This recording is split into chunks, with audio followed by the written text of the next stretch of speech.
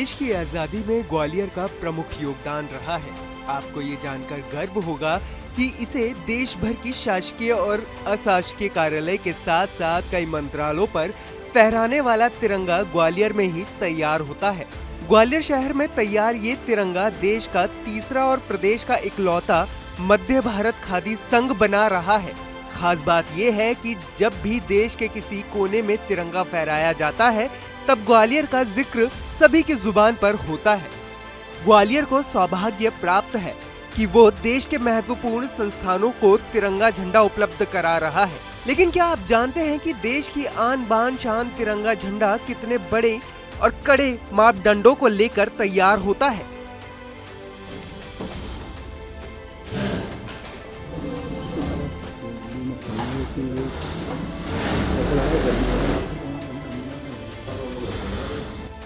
देश में लाल किले की प्राचीर हो या फिर प्रधानमंत्री का दफ्तर हो या फिर कोई न्याय का मंदिर यानी कोर्ट हो, ये शान से फहराया जाने वाला तिरंगा झंडा ग्वालियर में तैयार किया जाता है। देश में सिर्फ 3 संस्थानों पर ही भारतीय मानक ब्यूरो के अनुसार तिरंगा झंडा तैयार होता है। इसमें कर्नाटक के हुबली, महाराष्ट्र का मुंबई और मध्य प्रदेश का ग्वालियर शहर शामिल है। फिलहाल देश में 2 स्थानों पर ही भारतीय मानक ब्यूरो के अनुसार तिरंगा झंडा बनाया जा रहा है, जिसमें कर्नाटक और ग्वालियर शहर शामिल है। हमारी संस्था भारतीय प्रमाणित ब्यूरो द्वारा प्रमाणित राष्ट्रीय ध्वज का निर्माण करती है, जो कि खादी के हाथ से कटे, हाथ से धागे बने झंडा होता है। कहाँ जाते हैं झंडे आपके और क्या विशेषता है झंडों की? वर्तमान में भी हम लोगों ने 16 प्रदेशों में माल भेजा है, जिसमें महाराष्ट्र है, उत्तर प्रदेश है, बिहार है, बंगाल है, दिल्ली है, हरियाणा है, उत्तराखंड है, इधर आपका जम्मू कश्मीर है, राजस्थान है, इधर आपका छत्तीसगढ़ है, तेलंगाना है, आंध्र प्रदेश है। सभी स्टेटों में माल अभी तक हमारा जा चुका है। उत्तर भारत की एकमात्र ISO सर्टिफाइड लाइब्रेरी में विभिन्न मानकों पर खरा उतरने के बाद देश की आन बान शान तिरंगा झंडा तैयार होता है।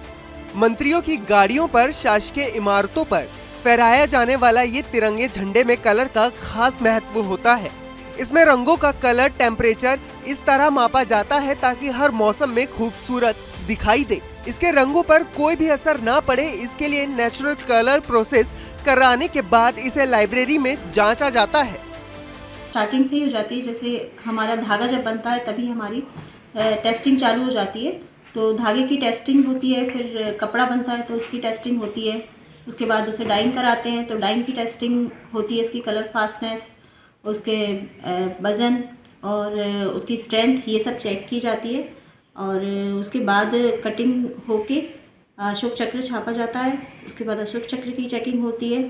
फ्लैग बनाने के बाद फिर उसकी नापतोल की जाती है फ्लैग की, और काफ़ी सारी टेस्टिंग इसमें की जाती है। तो सभी टेस्टिंग से गुजरने के बाद हमारा नेशनल फ्लैग ISI उसको दी जाती है।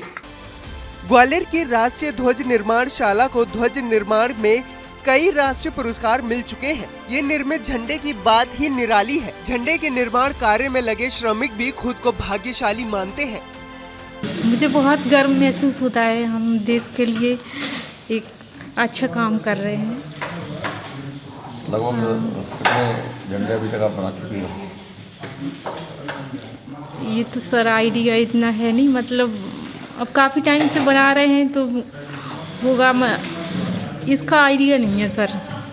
मतलब बहुत देश के झंडे देश भर में जाते हैं। जी सर, जी हमें बहुत गर्व महसूस होता है सर, देश भर में जाते हमारे बने हुए झंडे, ये हमारे लिए बहुत गर्व की बात है सर। ग्वालियर में मध्य भारत खादी संघ की स्थापना मध्य भारत प्रांत के पहले मुख्यमंत्री बाबू तख्तमल जैन ने आजादी के पहले की थी। लोगों ने विदेशी वस्त्रों का तिरस्कार कर स्वदेशी आंदोलन छेड़ दिया था। उसी कड़ी में ग्वालियर में मध्य भारत खादी संघ के दफ्तर की स्थापना हुई।